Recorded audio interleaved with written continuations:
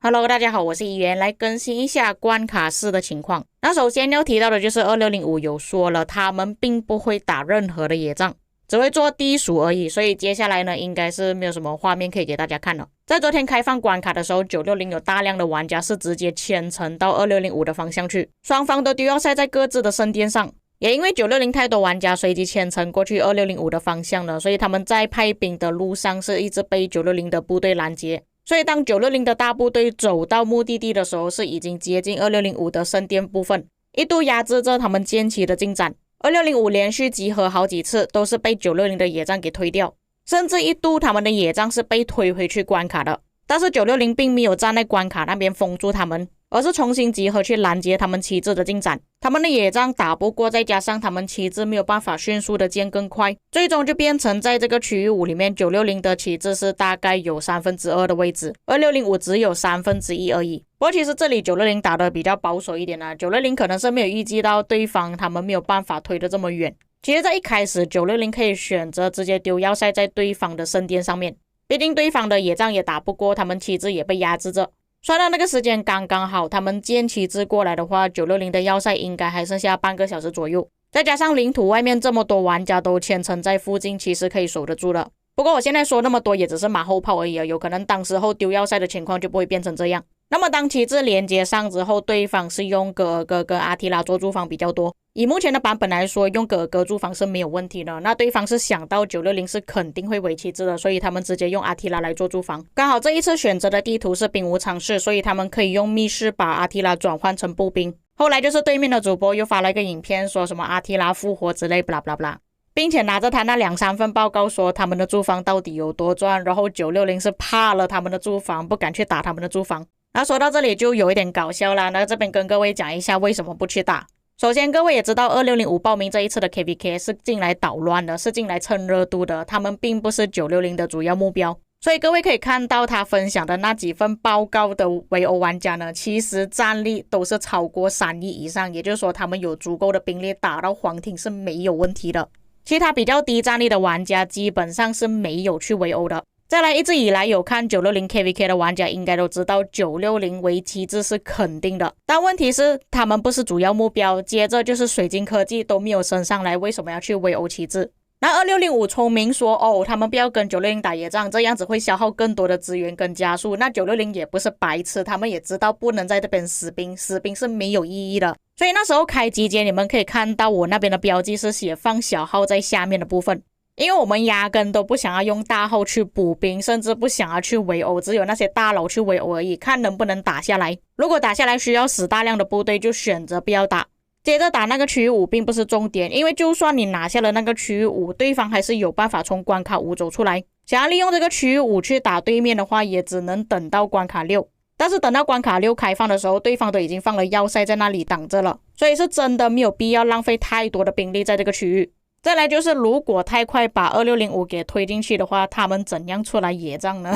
各位也知道960是很喜欢打野仗的，所以保留他们的旗帜在外面，让他们有机会出来野仗才是960想要的。所以你们现在看到的画面，2605的旗帜为什么一根都没有被烧掉？960为什么没有在推进？就是因为960在保留着自己的实力，没有必要跟2605消耗太多，尤其是现在水晶科技还没有提升上来。同样的道理，2605说他们也是很聪明，他们不出来跟960野仗，只是用这个方式来消耗960，然后后面1093可以更轻松的打败960，间接性他们成为1093的造王者。但是以外人的角度来说，也可以讲2605胆小鬼，他们不敢跟960打。所以各自有各自的看法，只是你们站在哪一个角度去看。站在960的角度就是说他们怕了我们的驻防，他们不敢打，甚至960一个旗帜都没有办法摧毁，都是一群有钱没脑无理的家伙。同样的，我站在960的角度都会认为说他们野战烂死了，说要建立自己的精英王国，结果野战不堪一击，960一波部队可以打到他们3波部队，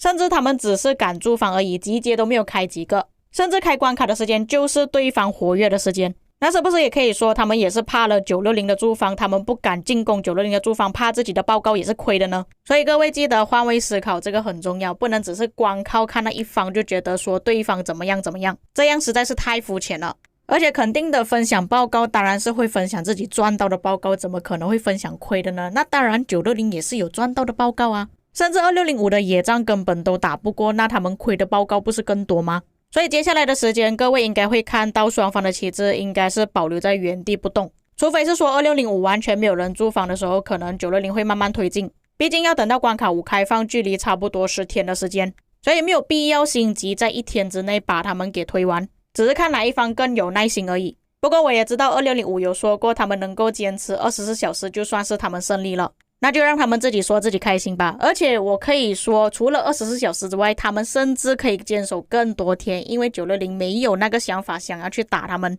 这就是所谓的杀鸡焉用牛刀。因为这一次的关卡是除了960跟2605之外，其他的阵营全部都是还没有动手的，甚至是960的主要目标1093也是完全没有打架，不管是土阵营还是光阵营也好，都没有跟他们对战，也是稍微更新一下现在的情况。1093是拿下了两边的区域5，下面的木阵营跟光阵营因为他们是友军的关系，所以这个区域他们是肯定拿下的。在木阵营右手边连接上960的领土，他们是有建一点点旗帜出来，可能是试探着看能不能拿下这个区域，没有想到960也是有建旗帜出去，所以他们这一条旗帜可能之后会被960拆掉。至于2605跟土阵营那一边呢，2605是没有出去的，只有看到土阵营的旗帜在外面而已。不过我在前面已经说了，这个区域就算不拿下也没有什么关系的，关卡5依然还可以进到区域6。以目前的战况来看也是一样，关卡5开放的时候可能1093会跟土阵营打，但是他们会选择直接放行让土阵营去跟他们盟友会合呢，还是会跟他们打，这个之后才知道。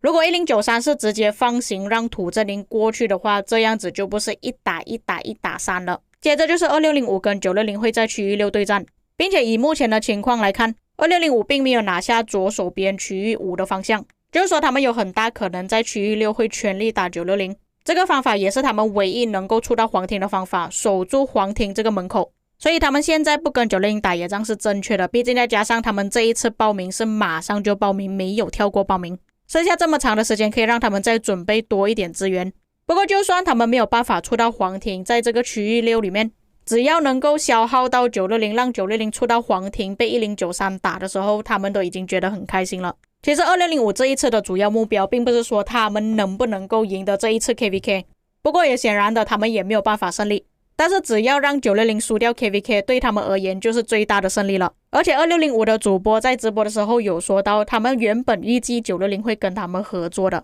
那确实我在之前有说过2打4会比较公平一点，也就是960跟2605合作打1093跟其他的阵营，就算不是跟960合作，跟1093合作也是可以轻松胜利的。但是最后谈判失败，弄到鱼死网破，最后就变成2605一直咬着960不放，甚至他们还要强制把2605中间的60改成60SW。确实他们王国的名字是有60啊，这个没有办法反驳，他开心就好。因为不只是2605的主播想要这波热度而已，就连官方也是想要这波热度，还专门去做了这一次 KVK 的海报，这一次 KVK 的影片。不过这里我想要问一下官方，他们制作的影片只是提到那3个先锋960、1093跟2605而已，那其他3个阵营为什么不提呢？那是不是说官方他们也是没有礼貌，完全不尊重其他3个阵营呢？哎呀，这样子太可恶了！难道他们是真的觉得这3个阵营是炮灰吗？他们没有权利出现在影片上面吗？这3个阵营的王国被卷入这一场 KVK 就算了，连官方都不尊重他们。哎呀，以上就是第一天的战况了。毕竟各位也看到，他们是已经发了邮件说，